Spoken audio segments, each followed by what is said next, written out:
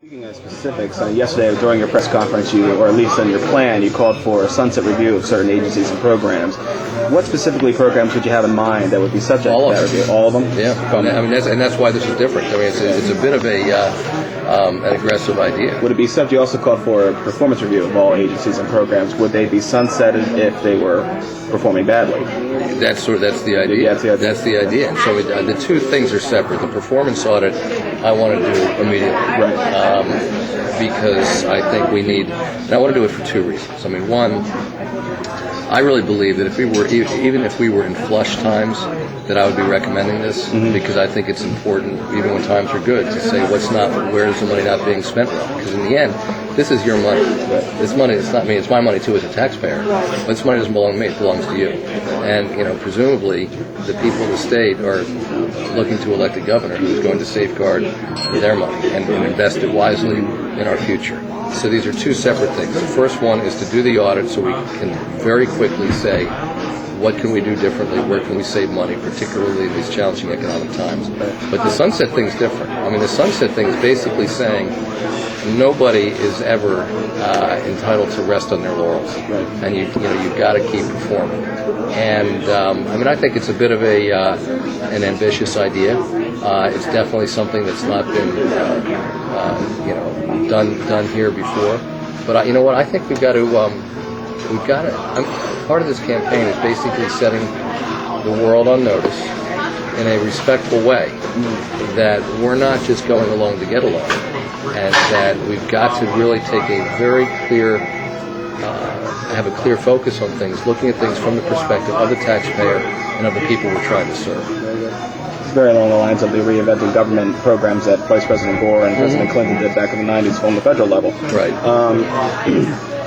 Charlie Copeland's campaigning basically assuming that you're going to win the governorship and that he's going to be an independent voice that would basically challenge you if he were to be winning lieutenant governor. Should that hypothetically happen, what role would a Charlie Copeland have in the Markell administration? You can choose not to answer a hypothetical. Joe hasn't kicked yet. I'm black. Look, I'm working very hard to help Matt Dehn win. I've known Matt for 35 years, and I think he's a great insurance commissioner. I think he will be a great lieutenant governor, and I look forward to working with him as a partner. It is a hypothetical. Right. I will say this. I think our challenges are significant enough that I will be looking for help wherever I can find it. When the election's over, the election's over. And we are going to work with everybody who has a mindset of doing what's right for the state. You mentioned John Carney a few minutes ago. What role do you think John Carney could play in a Markell administration? John is, as I said, a very talented guy, and I look forward to sort of having conversations with him about figuring out what makes sense for him. There's a guy with great institutional knowledge and frankly, a passion, commitment to public service. So it's sort of difficult to speak in specifics. But I look forward to having that conversation. But if you were to be governor with Matt Dehn as lieutenant governor, do you have any ideas of what portfolio or what kind of tasks that you've already mapped out in some of your plans you would have to go off and try to accomplish? Well, Matt has campaigned on a platform of really focusing on kids and kids' issues, which is somewhat far-reaching. He has experience in the I can't remember the exact title of it, but sort of children who have been abused.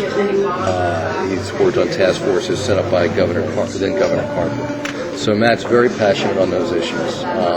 But Matt frankly is brilliant. He really is. He's a brilliant guy. He's very articulate. He's passionate, incredibly hardworking.